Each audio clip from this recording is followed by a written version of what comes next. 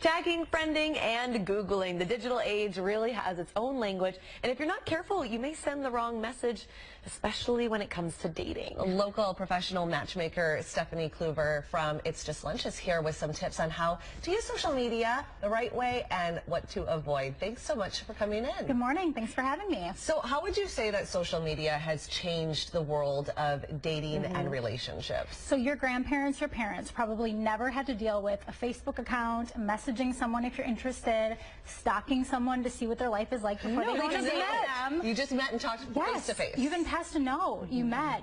Maybe a friend set you up. So now we have all these tools at our fingertips, and it's scary. It can be a lot going on when you're looking to be dating at any age now. So what do you think are some of the biggest pitfalls or mistakes that people have made? Right. I'm sure you've had a lot of clients that come in and said, well, this happened, and now I need to try and kind of rebuild from that. Right. So when someone comes to hire us, and It's Just Lunch, what they will do is they'll say, hey, this is what I'm looking for. This is who I am. And sometimes I'll take a minute to just look at their Facebook account or Instagram and say, wait a second, this is not what you're portraying. You know, you're saying that you're very professional. You're not going out and partying all the time. You want someone who wants to get married and have a family, and you're conservative. And then you look online, and what they're portraying is kind of a party mentality, that they're maybe a little bit of a player. So I'm helping them, let's get your account private, or let's present yourself in the right way. So the first thing is false impressions. Someone may look you up online, Google you, Instagram you, Facebook, even look at your personal profile on a dating site, which of course I tell you to avoid. But at that point, it's a false impression. You're looking at someone that might not be who they are. And you also think that there's a fake sense of intimacy as well? Yes. So when you're starting to message someone on one of these accounts, even texting now. So again, texting wasn't around 15 years ago.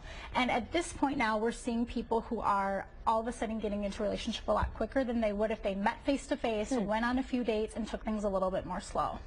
I think that's a very interesting way to look at it, because while we've kind of hit the negatives, there's also a lot of great positives that can come from this. People are more willing to connect, and it's easier. There's so many ways to do it. So what do you think is the best way to navigate this new world? Because it's not going back to the old way. It's here to stay. Exactly.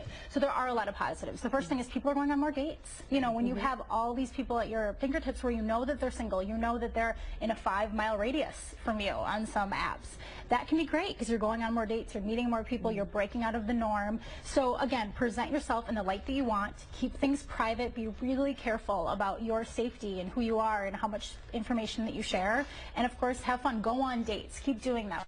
I always say, you know, the more dating that you do, the more people you meet, it's closer to finding that person. Fantastic. Great. Yeah. These are all really helpful tips and ways to think about dating in a social media world. Yes. Stephanie, thanks so much for coming in. Thanks for having me. Thank you.